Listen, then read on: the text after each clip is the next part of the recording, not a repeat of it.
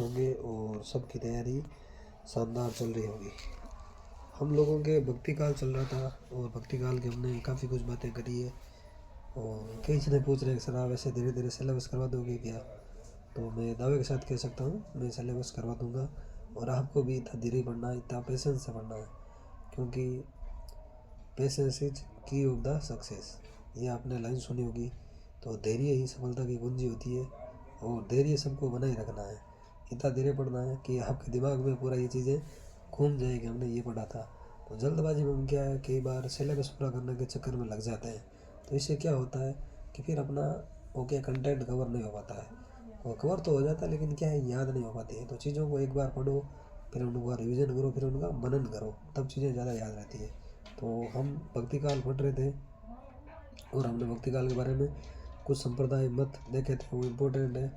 और वो आदेता देतवाद आदि ऐसे शब्द आए थे ना, उनसे मिलाने वाले क्वेश्चन आते हैं, वो आपको ध्यान में रखना है। तो आज हम नामदेव से शुरू करेंगे। नामदेव का जन्म 1135 में हुआ। पूछ ले कब हुआ? 1135। ये महाराष्ट्र के थे, ठीक है।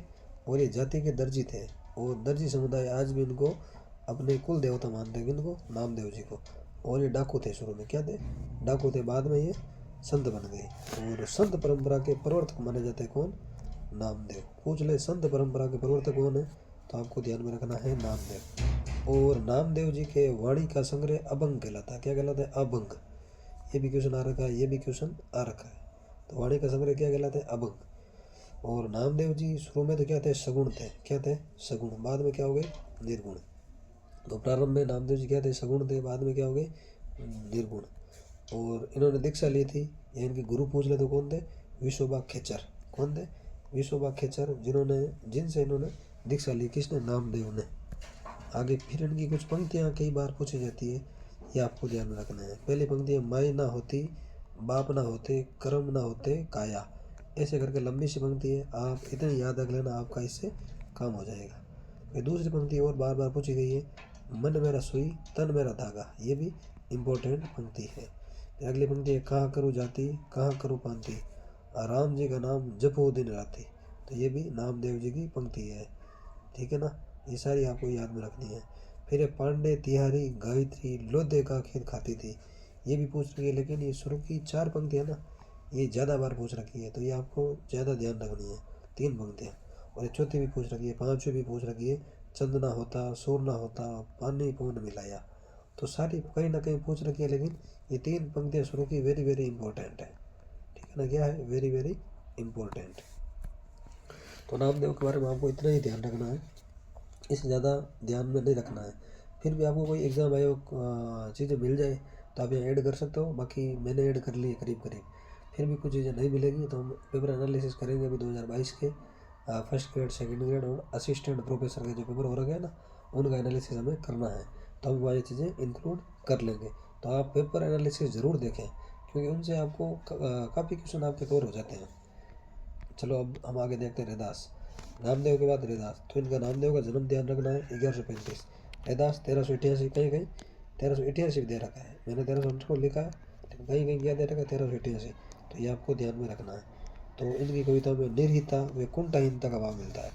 रैदास की कविताओं में निर्हिता प्लस कुंठाहीनता का भाव मिलता है। किसका? कुंठाहीनता का भाव। निर्हिता और कुंठाहीनता का भाव किसकी कविता में मिलता है? सीधा क्वेश्चन आ जाए तो क्या आंसर करोगे? रैदास। तो रैदास जी के बारे में आपको ये ध्यान में रखना है। आगे देखो, ये जाति के क्या थे? चरमकार थे। रैदास जी जाति के क्या थे? चरमकार थे। और 15वीं 16वीं सदी के ये प्रसिद्ध संत माने जाते हैं। रैदास जी कौन सी सदी के? 15वीं 16वीं सदी के प्रसिद्ध संत माने जाते हैं, ये भी आपको ध्यान में रखना है। और मीराबाई जो अपने राजस्थान के थे ना, मीराबाई, मीरा मेड़ता वाली, तो उनके ये गुरु थे रैदास जी। मीरा के गुरु कौन थे? पूछ ले तो रैदास जी। और जीव गोस्वामी भी मीराबाई के गुरु थे, ये भी आपको ध्यान में रखना है। आगे देखो, मीरा ने रैदास और धन्ना का नाम आदर्श से लिया है। तो ये भी माना जाता है कि रैदास और धन्ना भी मीरा जी के गुरु थे, क्योंकि आदर्श नाम गुरु का ही लिया जाता है ना, तो आदर्श नाम लिया उसके आधार पर माना जाता है।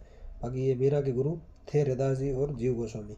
धन्ना का भी नाम इन्होंने आदर्श से लिया है, हो सकता है, बाकी तो नहीं पता। फिर रैदास दास जी की छतरी पूछ ले कहाँ पर है? तो इनकी छतरी चित्तौड़ में। कहाँ पर है? चित्तौड़ में। रैदास जी की छतरी कहाँ है? चित्तौड़ में। ये संत कवि है, हम संत कवियों के बारे में पढ़ रहे हैं, ये भी आपको ध्यान में रखना है। और रैदास जी का भक्ति का ढांचा कैसा था? निर्गुण था। कैसा था? निर्गुणवादी। लेकिन स्वर इनका कबीर जैसा प्रखर नहीं है।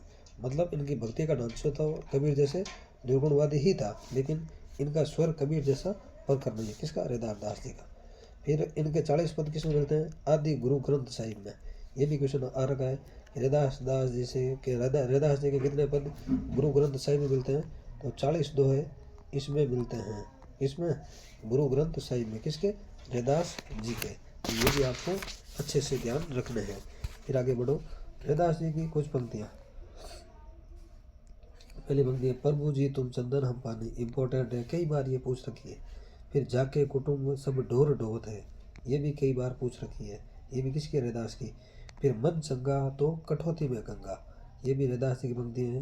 ये तीनों पंक्तियाँ बहुत बार पूछी जा चुकी है। एक पंक्ति इनकी और मैं बता देता हूँ। जब हम होते जब हम होते जब हम होते जब हम होते तब तू नहीं। जब हम होते तब तू नहीं। जब हम होते तब तू नहीं, अब तू है मैं नहीं। ये पंक्ति पूछ ले किसकी? ये भी रैदास जी की। अगली की पंक्ति इनकी है, थावर जंगम कीट पतंगा। ये भी अच्छी पंक्ति है। गुण निर्गुण कई तना जाके। ये भी रैदास जी की पंक्ति है। फिर ये इंपॉर्टेंट है, जाति ओछा पांति ओछा ओछा जन्म हमारा। ये भी किसकी पंक्ति है? रैदास जी की पंक्ति है। तो ये सारी पंक्तियाँ इनकी इंपॉर्टेंट है और ज़्यादा इंपॉर्टेंट ये 4 पंक्तियाँ और जो एक ही है, जब हम होते तब तू नहीं, अब तू है मैं नहीं। किसकी है? रैदास जी की। आगे हम कबीरदास जी के बारे में बात करेंगे। देखो, मैं अकॉर्डिंग टू एग्ज़ाम बात कर रहा हूँ, और जिसको विद्वान बनना है वो ये वीडियो बीच में छोड़ के जा सकता है, क्योंकि मैं यहाँ वही बताऊँगा जो आपके एग्ज़ाम में आएगा, जिससे आपका पेपर क्रैक होगा। पेपर क्रैक होगा तो सिलेक्शन ना ज़्यादा ना कम। अगला क्वेश्चन है कबीरदास जी का। इनका जन्म के बारे में पूछ ले तो 1398 कब हुआ है? 1398 किसका? कबीरदास जी का। ठीक है, ये आपको ध्यान में रखना है। और कबीर का अर्थ एक बार किसी एग्जाम पूछा कि कबीर का अर्थ क्या है, तो कबीर का अर्थ क्या होता है? महान। क्या होता है? महान। कबीर का अर्थ महान होता है। ये भी आपको ध्यान में रखना है, रह जाएगा ध्यान में। तो जन्म 1398, अर्थ महान होता है। फिर कबीरदास जी के जन्म के बारे में एक पंक्ति पूछी है, क्वेश्चन आया था कि कौन सी पंक्ति कबीरदास जी के जन्म का उल्लेख करती है? तो है संवत 1455 साल गए चंद्रवार। ऐसे करके बड़ी सी पंक्ति है, आप इतना सा याद रख लेना। संवत 1455 साल गए चंद्रवार, और आपका बेड़ा पार हो जाएगा और आपकी ज़िंदगी में रविवार आने लगेगा। रविवार यानी रविवार की छुट्टी, क्योंकि अच्छे से पढ़ोगे तो रविवार आएगा ना अपने आप। तो ये आपको ध्यान रखना, चंद्रवार। ठीक है। तो फिर आगे देखो कबीरदास जी के बारे में। सिकंदर लोधी के समकालीन थे कौन? कबीर। और जाति से कबीर क्या थे? जुल्हा। अब मैं पूछ लूँ, रैदास जाति से क्या थे? चमार। क्या थे? चमार। तो ये जाति वाला भी क्वेश्चन कई बार पूछ लिया जाता है, मिलान वाला। जुल्हा, चमार ऐसे दे देंगे और फिर मिलान करो। तो ये भी आपको अच्छे से ध्यान में रखना है। फिर आगे देखो आप, इससे पहले आप थोड़ा सा ध्यान रख लो। शुक्ल जी थे ना, अपने शुक्ल जी, इन्होंने कबीर को कम महत्व दिया। क्या दिया? कबीर को कम महत्व दिया। किसने? शुक्ल जी ने। ये भी क्वेश्चन आया है। और ये इनके गुरु कौन थे? कबीरदास जी के। तो पूछ रहे तो रामानंद। कौन थे? रामानंद। कबीरदास जी के गुरु कौन थे? रामानंद। और इनसे ये मिले थे पंचगंगा घाट पर। पंचगंगा घाट पर रामानंद जी आए थे, तो कबीरदास जी इनसे मिले थे और इनके पैरों में पड़ गए कि हमें अपना गुरु बना लो। पैरों में पड़े थे पंचगंगा घाट पर कबीरदास जी। किसके? रामानंद। और शुक्ल जी ने कबीर को बिल्कुल कम महत्व दिया। ये भी आपको ध्यान में रखना है। फिर इन्होंने सूफियों से तो प्रेम साधना। कबीर ने सूफियों से क्या ग्रहण किया है? प्रेम साधना। सूफियों से प्रेम साधना ग्रहण की है कबीरदास जी ने। और इस्लाम से एकेश्वरवाद। इस्लाम से क्या ग्रहण किया है कबीरदास जी ने? एकेश्वरवाद। सूफियों से प्रेम साधना और इस्लाम से एकेश्वरवाद। और भावात्मक रहस्यवाद भी किससे ग्रहण किया है? ये भी सूफियों से। भावात्मक रहस्यवाद कबीरदास जी ने किससे ग्रहण किया? पूछ ले तो ये भी सूफियों से ग्रहण किया है। एकेश्वरवाद किससे किया? इस्लाम से। प्रेम साधना सूफियों से। भावात्मक रहस्यवाद ये भी सूफियों से ग्रहण किया। किसने? अपने कबीरदास जी ने। अपने है ना कबीरदास जी की हिंदी अपनी, तो कबीरदास जी भी अपने। तो कबीरदास जी ने बहुत बड़ी बड़ी बातें कही हैं, वो जीवन में उतारनी चाहिए। तो क्या बातें कही वो बात हम नहीं करेंगे, क्योंकि अब अपने टेस्ट सिलेबस में नहीं है। तो कबीर दास जी के नाम पे कुछ संपादन है, तो वो आपको ध्यान में रखना है। कबीर के पद, इसका संपादन किया था सिटी मोहन श्याम ने। किसने किया था? क्षितिभोज सेन ने कबीर के पद का संपादन किया था। फिर श्याम सुंदर दास, कबीर ग्रंथावली का संपादन पूछ ले तो किसने किया है? श्याम सुंदर दास। फिर हरिओद, हरिओद कौन? अयोध्या प्रसाद हरिओद, तो इन्होंने कबीर वचनावली का संपादन किया, तो ये भी आपको ध्यान में रखना है। कबीर के पद क्षितिभोज सेन, कबीर ग्रंथावली श्याम सुंदर दास, कबीर वचनावली हरिओद। फिर हजारी प्रसाद द्विवेदी ने कबीर, कबीर नामक आलोचनात्मक पुस्तक किसने लिखी? हजारी प्रसाद द्विवेदी ने। और कबीर को भक्त कवि के रूप में स्थापित करने वाला कौन है? हजारी प्रसाद द्विवेदी। अपनी इसी पुस्तक में कबीर को भक्त कवि के रूप में स्थापित किया किसने? हजारी बाबा यानी हजारी प्रसाद द्विवेदी। लेकिन द्विवेदी युग महावीर प्रसाद द्विवेदी के नाम पे आता, ना कि हजारी प्रसाद द्विवेदी। मैंने एक एग्जाम दिया था पहले एमए के साथ में, तो मैंने द्विवेदी युग में हजारी प्रसाद द्विवेदी कर दिया था, तो ये आपको थोड़ा ध्यान में रखना है, महावीर प्रसाद द्विवेदी।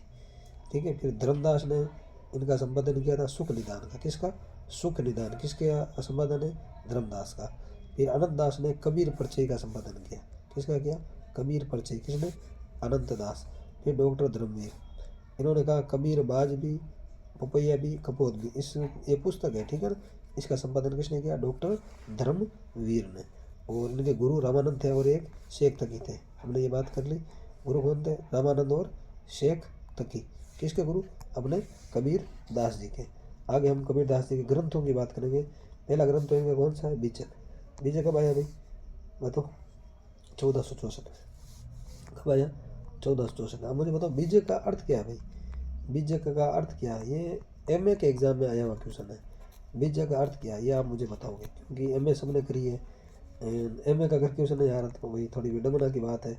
तो बीजक का अर्थ क्या है ये आप मुझे कमेंट करके ज़रूर बताना, ठीक है। अब देखते हैं हम आगे इनका अगला ग्रंथ बीजक। बीजक 1464 में आई थी। और बीजक पर एक पूर्णदास थे जिन्होंने तृतीय टीका लिखी थी। बीजक पर पूर्णदास ने कौन सी टीका लिखी? तृतीय टीका लिखी। ये भी आपको ध्यान में रखना है। बीजक का संकलन और संपादन किसने किया? पूछ ले। धर्मदास ने। कब? 1464 में। बीजक का संकलन और संपादन किसने किया है? धर्मदास ने। कब? 1464 में। और बीजक के ये भाग आपको ध्यान में रखने हैं, 3 है, साखी, शब्द और रमेनी। साखी साखी हो गया पहला, फिर ये शब्द हो गया, फिर रमेनी। अब इसके अंदर का क्वेश्चन आता है। साखी दोह में है, दोहा छंद में है, जिसमें 353 दोहे हैं। साखी उपदेशात्मक है और मुक्तक है। साखी क्या है? उपदेशात्मक है और मुक्तक है। कबीर ग्रंथावली में 809 साखियाँ मिलती है जो 59 अंगों में विभक्त है। पूछ ले कबीर ग्रंथावली में कितनी शाखाएं मिलती है? कबीर ग्रंथावली ग्रंथ किसका पहले, तो ये भी ध्यान में रखना है, हमने थोड़ी देर पहले बात करी थी। तो इसमें जो 59 अंगों में विभक्त है। और सर्वाधिक 62 शाखाएं किसमें? चेतावनी को अंग में, ठीक है। फिर शब्द ये गे पद में है, और रमेनी ये दोहा चौपाई में। तो ये इनकी शैली भी ध्यान में रखनी है। शब्द तो गे पद में है, साखी दोहा छंद में है, रमेनी दोहा चौपाई में। और इसमें भावात्मक रेश्यवाद मिलता है। किसमें? रमेनी में। साखी, शब्द, रमेनी। तो रमेनी में क्या मिलता है? भावात्मक रेश्यवाद। फिर एक अच्छा क्वेश्चन है, इससे पहले आप और देख लो आप। साखी क्या है? दोहों में और उपदेशात्मक के ध्यान में रखना। और शब्द क्या है? गेय पद मिलते हैं इसमें, और ब्रज भाषा के गेय पद मिलते हैं, ब्रज भाषा में गेय पद मिलते हैं। और रमेनी ये दोहा चौपाई में है, और ये भी क्या है? गेय है। रमेनी भी दोहा चौपाई में, लेकिन गेय में है। तो इनकी ये शैली ध्यान में रखनी है, ठीक है। साखी दोहा छंद में, और शब्द गेय पद है ब्रज भाषा में, और रमेनी दोहा चौपाई में, और गेय भी है, गेय यानी गाने योगी। फिर शुक्ल की भाषा का एक क्वेश्चन आता है, अच्छा क्वेश्चन आता है, इसे आप वेरी इंपॉर्टेंट मान सकते हो। देखो मैंने आपसे शुरू में कह दिया, अगर आप मेरे से शुरू से जुड़े हो तो मेरे हिसाब से आपको बहुत ज़्यादा फ़ायदा हो रहा होगा। कैसा पता चले कि हमें फ़ायदा हो रहा है या नुकसान हो रहा है? तो इसका एक ही है आपके पास इलाज, आपको ओल्ड पेपर क्या करना? एनालिसिस। ये ओल्ड पेपर से अगर मेरे क्वेश्चन हो रहे हैं तो आगे भी क्वेश्चन होंगे। अगर ओल्ड पेपर से मेरे क्वेश्चन नहीं हो रहे हैं, जो आज तक पेपर हुए हैं 2022 तक, वहाँ से नहीं हो रहा तो फिर इस कंटेंट का कोई मतलब नहीं रहता है। इस कंटेंट का क्या, आप कोई भी कंटेंट, किसी का भी कंटेंट अगर देखो, उसमें अगर 2022 तक के पेपर जो हो रखे हैं वो क्वेश्चन उसमें से नहीं मिल रहे तो वो कंटेंट नहीं काम का है, बिना काम का। उस कंटेंट को आप आग लगा दो, जला दो, फेंक दो, बेरे में फेंक दो, है ना। तो भाई 2022 के भी क्वेश्चन नहीं आ रहे तो क्या गारंटी 2024 के आएंगे? भाई जो एक परीक्षक या जो वीक्षक या जो शिक्षक या जो टीचर यहाँ तक भी क्लियर नहीं करवा पा रहा है तो क्या गारंटी 24 में क्लियर करवा देगा? तो मैं तो इसी अप्रोच पे किसी भी मैटर को इम्पोर्टेंस देता हूँ। तो आपको ये देखना है मेरे कंटेंट से आ रहा है 80%, 90%, तो आपको इस पर ध्यान देना है, ठीक है ना। तो आगे देखो, भाषा का अच्छा क्वेश्चन आता है, इसे आप इम्पोर्टेंट मान सकते हो। शुक्ल ने कबीरदास की भाषा को सद्दूगढ़ी भाषा कहा। कैसी भाषा का? सद्दूगढ़ी भाषा। और हजारी प्रसाद द्विवेदी ने कबीरदास जी को भाषा का डिक्टेटर यानी भाषा का तानाशाह कहा है। किसने? हजारी प्रसाद द्विवेदी ने, ना कि महावीर प्रसाद द्विवेदी ने। महावीर प्रसाद द्विवेदी के नाम पर द्विवेदी युग है, हजारी प्रसाद द्विवेदी के नाम पर नहीं। तो शुक्ल ने कबीर की भाषा कैसी मानी? सद्दूगढ़ी। हजारी प्रसाद ने भाषा का डिक्टेटर कहा यानी तानाशाह। श्याम सुंदर दास ने कबीर की भाषा को कैसी माना? पंचमेल खिचड़ी। क्या माना? पंचमेल खिचड़ी। और इसमें 5 भाषा आती है, ये भी क्वेश्चन एक बार पूछ रखा है, तो इससे भी आप इम्पोर्टेंट मान सकते हो। कबीर की भाषा में ब्रज भी मिलती है, अवधी भी मिलती है, पश्चिम हिंदी, पंजाबी, खड़ी बोली, इन सारी भाषाओं का जिक्र मिलता है। इसलिए श्याम सुंदर दास ने इनकी भाषा को क्या नाम दिया? पंचमेल खिचड़ी। तो एक भी चीज़ आपको ये भी ध्यान रखना है, कबीर के राम वैष्णव के राम नहीं थे। कबीर के नाम वैष्णव के राम नहीं थे, ये भी क्वेश्चन आ रखा है सीधा। भावात्मक रहस्यवाद कबीर ने किसे ग्रहण किया? सूफियों से। भावात्मक रहस्यवाद सूफियों से ग्रहण किया। सत्संग व नाम स्मरण पर बल मिलता है। कबीर के काव्य में सत्संग पर बल है और नाम स्मरण पर बल है। कबीर की भक्ति का अनिवार्य तत्व क्या है? ये भी क्वेश्चन है, एक बार तो पूछ ले। कबीर की भक्ति का अनिवार्य तत्व क्या है? ज्ञान है। देखो छोटा सा क्वेश्चन है, लेकिन ये क्वेश्चन आपको डाफा चौक कर सकता है, यानी गलत करवा सकता है। तो अनिवार्य तत्व क्या है कबीर की भक्ति का? तो ज्ञान है। क्या है? ज्ञान है। ये आपको ध्यान में रखना है। फिर कबीर की शैली कैसी है? पूछ ले। ओज गुण प्रधान शैली है। कबीर की शैली कैसी है? ओज गुण प्रधान शैली है, जहाँ खंडन मंडन की प्रवृत्ति मिलती है। फिर प्रसाद या उपदेश प्रदान भी शैली है। अब देखो शैली के प्रकार ये थी, तो कबीर की कैसी है वो आगे बात करेंगे। ठीक है, कबीर की नहीं है, बाकी मिक्स है। ठीक है, ओज गुण प्रधान शैली का किसे कहते हैं? जहाँ खंडन मंडन की प्रवृत्ति मिलती है। प्रसाद या उपदेश प्रदान शैली, जहाँ उपदेश दिए जाते हैं। माधुर्य गुण शैली, अनुभूति परक भावात्मक रहस्यवाद जहाँ मिलता है, वहाँ कौन शैली होती है? माधुर्य गुण शैली। और आगे हम देखते हैं कबीर के बारे में, कुछ कबीर पर किसका प्रभाव था, किसका नहीं। देखो कबीर पर इन लोगों का प्रभाव था, इनका, जिनकी हम बात करेंगे। कबीर के काव्य में किस किसका प्रभाव है, कौन सी चीज़ें कबीरदास जी ने कहाँ से ग्रहण करी है। ठीक है ना, तो हम आज कबीरदास जी देखेंगे। ज़्यादा देखेंगे तो फिर क्या है, आपके मामला बिगड़ जाएगा। कम पढ़ो, अच्छा पढ़ो और बार बार पढ़ो, क्योंकि अगर मैं मेरी पंक्ति को मैं ही इम्पोर्टेंस नहीं दूंगा तो फिर आप तो कैसे दोगे। तो इसलिए मैं कम ही पढ़ाता हूँ, अच्छा पढ़ाता हूँ, और बार बार आप खुद पढ़ो। ठीक है ना, या बार बार इसका रिवीजन करो, कानों में ईयरफोन लगा के सुनो। और मैं इतना दावे के साथ कह सकता हूँ कि आपके सिलेक्शन वाला कंटेंट आपको इस यूट्यूब चैनल पर मिल जाएगा। भले आप लाल पेन से नोट लगा कर लिख लेना, और ये नोट लगा के आप भले ही 50,000 फीस भर दो, वो नहीं लिखवा पाएगा। लेकिन मैं यहाँ लिखवा रहा हूँ, घोषणा कर रहा हूँ, आप लिख लो। इस कंटेंट से आपके क्वेश्चन आ जाना है, क्योंकि मैंने इस कंटेंट पर क्या करी है? मेहनत करी है। ठीक है, तो फिर अब देखो कबीर पर प्रभाव की हम बात कर रहे थे। तो सिद्धों से सद्दूगढ़ी भाषा ली थी कबीर ने, खंडन मंडन की प्रवृत्ति सिद्धों से ग्रहण करी, उलट भाषियाँ सिद्धों से, साधनात्मक रहस्यवाद भी सिद्धों से। लेकिन भावात्मक रहस्यवाद किसे लिया? कबीर ने सूफियों से, साधनात्मक सिद्धों से। फिर नाथों से इन्होंने हठ योग ग्रहण करा, गुरु की महिमा, शुद्ध आचरण, योगी क्रिया और स्त्री विरोध, ये सारा चीज़ें किससे ग्रहण करी कबीरदास जी ने? नाथों से। शंकराचार्य से इन्होंने अद्वैतवाद ग्रहण किया, और पारिभाषिक शब्दावली भी शंकराचार्य से ली है। सूफियों से भावात्मक रहस्यवाद लिया, साधनात्मक रहस्यवाद किसे लिया? पूछ ले। तो ये लिया सिद्धों से। भावात्मक सूफियों से, साधनात्मक सिद्धों से। पर प्रेम की पीर इनके काव्य में मिलती है, ये भी सूफियों से ली। परमात्मा का सौंदर्य भी सूफियों से ग्रहण किया। वैष्णवों से कबीर ने अहिंसा प्रवृत्ति, राम नाम पर प्रतिपरकता, नवदा भक्ति, ये सब किससे ग्रहण करे हैं? कबीरदास जी ने वैष्णव से।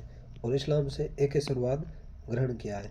महायान शाखा से क्षणभंगुरता और मध्यम मार्ग किससे ग्रहण किया? पूछ ले। तो महायान शाखा से। अब कबीरदास जी के बारे में कुछ कथन है जो बार बार पूछे जाते हैं और इम्पोर्टेंट कथन है। और ये देखो अपने नोट से, किसी दूसरे का नहीं है। मत सोचना कि किसी दूसरे की वीडियो पढ़ा रहे, ऐसा नहीं है। मैंने खुद टाइप किए हैं, ये के जोधपुर अपनी है, ये अपना नंबर है। ठीक है ना, तो ऐसा कुछ नहीं है। ये इसलिए मुझे लिखना पड़ा क्योंकि लोग कॉपी पेस्ट ज़्यादा कर लेते हैं, तो फिर क्या है कि उनमें लगाम भी ज़रूरी है। मैंने देखा कई जगह मेरे नोट्स हूबहू चल रहे हैं, तो आपको यहाँ से देखना है, यहाँ आपको चीज़ें कुछ ऐड भी मिलेगी। तो मैंने चीज़ें ऐड इसलिए नहीं करी है बाद में, क्योंकि पीडीएफ में क्या ऐड कर देते हैं ना, तो साले कई लोग अपनी पीडीएफ बना के उनको मार्केट में बेचना भी शुरू कर दिया कई लोगों ने। तो इसलिए मैं सारी चीज़ें मैंने इसमें टाइप नहीं करी है। ठीक है। शुक्ल ने कबीर के बारे में क्या कहा, कबीर के बारे में कौन सा कथन कहा, ये आपको सुनना है। शुक्ल, कबीर के निर्गुण पंथ का आधार भारतीय वेदांत और सूफियों का प्रेम तत्व है। हम क्यों सुना जाए, कबीर के निर्गुण पंथ का आधार भारतीय वेदांत और सूफियों का प्रेम तत्व है, ये कथन किसका है? देखो बड़ा कथन भी आ सकता है, मैंने मेन चीज़ें उठाई है कथनों से, पूरी नहीं ली है। आप इतना याद रखना, बड़ा सा कथन है, ये शब्द मिल जाए। भारतीय वेदांत और सूफियों का प्रेम तत्व, कबीर ने निर्गुण पंथ का, कबीर के निर्गुण पंथ का आधार है। तो ये कथन शुक्ल जी का है। फिर अगला कथन, निर्गुण मार्ग के निर्दिष्ट प्रवर्तक कबीर ही थे, ये भी शुक्ल का कथन है। फिर तात्विक दृष्टि से ना हम इन्हें पूरे अद्वैतवाद कह सकते हो, ना ही एकेश्वरवादी, ये भी कथन शुक्ल का है कबीर दास जी के बारे में। और इन्हें किसके लिए आ रहा है? कबीर दास जी के। फिर कबीर दास जी के बारे में इन्होंने और कहा है, प्रतिभा इनमें प्रकृति, इसमें संदेह नहीं। इनमें यानी कबीर दास जी में प्रतिभा प्रकृति, इसमें मुझे कोई संदेह नहीं है। ये कौन कह रहे हैं? शुक्ल जी। फिर अगला क्या कहा शुक्ल जी ने इनके बारे में? भाषा बहुत परिष्कृत और परिमार्जित न होने पर भी कबीर की उक्तियों में कहीं कहीं विलक्षण प्रभाव और चमत्कार है। प्रतिभा उनमें प्रकृति, इसमें कोई संदेह नहीं है। ये अंतिम वाक्य है कबीर के बारे में शुक्ल जी का। और हमने यहाँ देखो डबल ये रिपीट हो गई, तो पूरी पंक्ति यह है। ठीक है, तो अंतिम वाक्य है शुक्ल का कबीर दास जी के बारे में। फिर आगे देखो, इसमें कोई संदेह नहीं, कबीर को राम नाम रामानंद से ही प्राप्त हुआ, पर आगे चलकर कबीर के राम रामानंद के नाम से भिन्न हो गए। ये भी कथन किसका है? शुक्ल का। भाई राम नाम तो इन्होंने रामानंद से लिया, लेकिन बाद में क्या हो गई? राम भिन्न हो गए, अलग अलग। ठीक है, तो ये आपको ध्यान में रखना है। फिर अगला है, इसमें कोई संदेह नहीं, कबीर ने ठीक मौके पर जनता के उस बड़े भाग को संभाला जो नाथ पंथियों के प्रभाव से प्रेम भाव और भक्ति रस से शून्य और शुष्क पड़ता जा रहा था। इसमें कोई संदेह नहीं, कबीर ने ठीक मौके पर जनता के उस बड़े भाग को संभाला जो नाथ पंथियों के प्रभाव से प्रेम भाव और भक्ति रस से शून्य और शुष्क पड़ता जा रहा था। यह भी कथन शुक्ल जी का है कबीर के बारे में। अगला कथन देखो शुक्ल जी का, कबीर के निर्गुण पंथ का आधार भारतीय वेदांत और सूफियों का क्या है? प्रेम तत्व। ठीक है, तो ये भी आपको ध्यान रखना। यह कथन रिपीट हुआ, देखो शुरू में था, बाद में और आ गया। फिर शुक्ल जी का अगला कथन कबीर दास जी के बारे में, कबीर तथा अन्य निर्गुणपंथी संतों के द्वारा अंत्य साधना में रागात्मिकता, भक्ति और ज्ञान का भोग हुआ, पर क्रम की दशा वही रही जो नाथों के यहाँ थी। ये भी किसका कथन है? शुक्ल जी का कबीर के बारे में। तो ये सारे कथन आपको ध्यान में रखने, सारे इंपॉर्टेंट है। अब श्याम सुंदर दास ने कबीर दास जी के बारे में क्या कहा वो देखेंगे। श्याम सुंदर दास कहते हैं, शब्दों के तोड़ जोड़ में चमत्कार लाने के फेर में पड़ना कबीर के प्रवृत्ति के क्या था? प्रतिकूल था। ये कौन थे? श्याम सुंदर दास ने माना है कबीर के बारे में, या कहा है। ठीक है, आगे देखते हैं बच्चन सिंह। बच्चन सिंह ने कबीर दास के बारे में क्या कहा है? बच्चन सिंह के पहले तो प्रिय कवि कबीर दास थे, ध्यान रखना। बच्चन सिंह के प्रिय कवि कौन थे? कबीर दास। इन्होंने कबीर के बारे में कहा कि कबीर का भक्ति आंदोलन विद्रोह मूलक, तो गोस्वामी जी का भक्ति आंदोलन कैसा था? विरोध मूलक।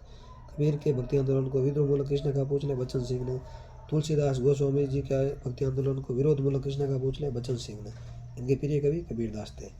और हिंदी भक्ति काव्य का पहला क्रांतिकारी पुरुषकर्ता कौन है? कबीर दास, ऐसा भी बच्चन सिंह ने कहा है। फिर आगे देखो,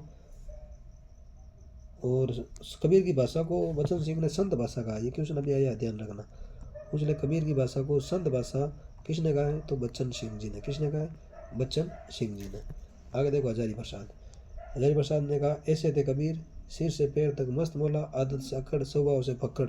ऐसे करके एक लंबी सी पंक्ति है, आप इतनी सी ध्यान रख लेना। ऐसा अजय अकड़ फक्कड़, तो हजारी प्रसाद द्विवेदी ने कबीर दास के बारे में कहा है। फिर और कहा हजारी प्रसाद ने कबीर की भाषा के बारे में, कबीर की कविता बाई प्रोडक्ट यानी गलवे या फोकट का माल है। ये भी हजारी प्रसाद द्विवेदी ने कबीर दास के बारे में कहा। कबीर की कविता कैसी है? बाई प्रोडक्ट, गलवे यानी फोकट का माल है। और क्या कहा हजारी ने? कि रूप के द्वारा अरूप की वेदना, कथ्य के द्वारा अकथ्य का ध्वनन कबीर में मिलता है। ऐसा किसने कहा? हजारी प्रसाद द्विवेदी ने। और क्या कहा इन्होंने कबीर दास को? वाणी का डिक्टर और वाणी का तानाशाह। तो ये भी किसने कहा? हजारी प्रसाद द्विवेदी ने। फिर इनके कुछ पंक्तियाँ हैं कबीर दास की, आपको ध्यान में रखनी है। पहली पंक्ति इंपॉर्टेंट, दशरथ सूत तिव लोक बखाना, वेरी वेरी इंपॉर्टेंट, कई बार पूछ रखी है। फिर है पार ब्रह्म के तेज का कैसा है अनुमान, ये भी वेरी वेरी इंपॉर्टेंट है। फिर है मसी कागद ना छुयो, ये भी वेरी वेरी इंपॉर्टेंट है। फिर कम जल में कुंभ, कुंभ में, ऐसा कुछ करके पंक्ति है। यह अच्छी पंक्ति है, लेकिन ये तीनों इंपॉर्टेंट है। जो मैंने हाईलाइट कर रखी है ना, ये कम से कम 5 बार पूछ रखी है, इसलिए मैंने हाईलाइट कर दिया है। आगे देखो, जिल मिल जगरा झूल जलते बाकी दही ना बहू, ये भी कबीर दास जी की पंक्ति है। फिर बालम आवे हमारे घेर, ये भी कबीर दास जी की पंक्ति है। फिर प्रेम गली अति सांकरी, राम दो न समावे, ये भी कबीर दास जी की पंक्ति है। कहो भाई अंबर कैसा लगा, ये भी कबीर दास जी की पंक्ति है। फिर अगली, अवध गगन गर कीजे, ये भी कबीर दास जी की पंक्ति है। इसके अलावा कबीरदास जी की कुछ पंक्तियाँ और है, जैसे एक सुन लो। मैं कहता हूँ आंखन देखी, तू कहता कागज लेखी। मैं कहता आंखन देखी, मैं कहता आंखन देखी, तू कहता कागज लेखी। तो ये भी कबीर की पंक्ति है, ये भी आपको ध्यान में रखना है। एक है गेना एक, गेना एक ते कनक, गेना एक कनक ते गेना, गेना एक कनक ते गेना। ये पंक्ति पूछ ले, ये भी किसकी है? कबीर की। पूरी नहीं बता रहा हूँ, शॉर्ट में बता रहा हूँ, इससे आपका काम चल जाएगा। गेना एक कनक ते गेना, इनमें है भावना दूजा। ऐसे करके एक पंक्ति ये पूछ ले। वो पंक्ति किसकी है? अपने कबीरदास जी की पंक्ति है। कुछ पंक्तियाँ और है कबीर की, फिर आपको हम छोड़ देंगे आज, ठीक है। तो अगली पंक्ति है काहे रे नलिनी तू कुमलानी, ये भी कबीर की है। फिर है पोती पढ़ पढ़ जग मुआ, यानी पोती पढ़ पढ़ जग मर गया, ये भी कौन कह रहे हैं? कबीरदास जी। संस्कृत भाषा खूब जल भाका बेता नीर, ये भी अच्छी पंक्ति है, 2-3 बार पूछ रखी है। फिर अगली है रस गगन गुफा ऊपर रस जरे, ये भी कबीरदास की पंक्ति है। जब मैं था तब हरी नहीं, अब हरी है मैं नहीं। ये पंक्ति किसकी है बताओ भाई? हमने बात अभी करी थी, तो आप ये मुझे और बताना कहीं यहाँ इधर मिक्स तो नहीं हो रहा है, ठीक है। फिर आंखड़ियाँ जाई पड़े पंत निहारे निहारे, ये भी किसकी है? कबीर की पंक्ति है। फिर एक और इम्पोर्टेंट, मोको कहाँ ढूंढे बंदे मैं तो तेरे पास में, ये भी कबीरदास जी कह रहे हैं। फिर अगली पंक्ति, तुम जिन जानो गीत है ये निज ब्रह्म विचार, कबीर की पंक्ति। सूर सुमाना चंद में दुह किया अगर एक, ये भी कबीरदास जी की पंक्ति। फिर बहुत दिनन में प्रीतम पाए बाग बड़े घर बैठे आए, ये भी किसकी है? कबीरदास जी की पंक्ति। दुल्हन गाओ मंगलाचार हमारे घर आए राजा राम भरतार, इसमें क्या मिलता है? भावात्मक रहस्यवाद मिलता है इस पंक्ति में, ये भी पंक्ति कबीरदास जी की। तो जो पंक्तियाँ मैंने इंपॉर्टेंट बताई, या जो चीज़ें मैंने इंपॉर्टेंट बताई, उस पर आपको थोड़ा फोकस करना है, ठीक है साथियों। हमने आज 2 कवि पढ़े हैं, 2 के 3 कवि पढ़ लिए शायद, है ना। 3 कवि आज हमने और पढ़े। धीरे धीरे हम जल्दी भक्तिकाल, रीतिकाल, आधुनिक काल सब चीज़ें पूरी कर लेंगे। आप ऐसे कर रहे हैं, भरोसा रखें, और इस कंटेंट में भरोसा रखें मुझसे ज़्यादा, ठीक है। ये कंटेंट वेरी वेरी इंपॉर्टेंट है। इस कंटेंट में बहुत सारी मेहनत लगी है। आप ये मत सोचना ऐसे ही कॉपी पेस्ट करके बढ़ा दिया, तो वो नहीं है। मैंने जो क्वेश्चन आ रखे हैं ना आज तक टीजीटी, पीजीटी, आरपीसी में, तो मैंने कोशिश करी है सारे के सारे इसमें शामिल करने की। तो आपको वहाँ अलग से मेहनत नहीं करनी पड़ेगी। आप इन क्वेश्चनों को देखकर पेपर सॉल्व करोगे तो आपके आराम से क्वेश्चन हो जाने हैं। और कुछ भी चीज़ छूटेगी तो मैं यहाँ लिख के बताऊँगा आपको, और नहीं तो पेपर एनालिसिस करेंगे ना तो उसमें इंक्लूड कर दूँगा, ठीक है साथियों। मिलते हैं नेक्स्ट वीडियो में नेक्स्ट कवि के साथ। जय हिंद, जय भारत।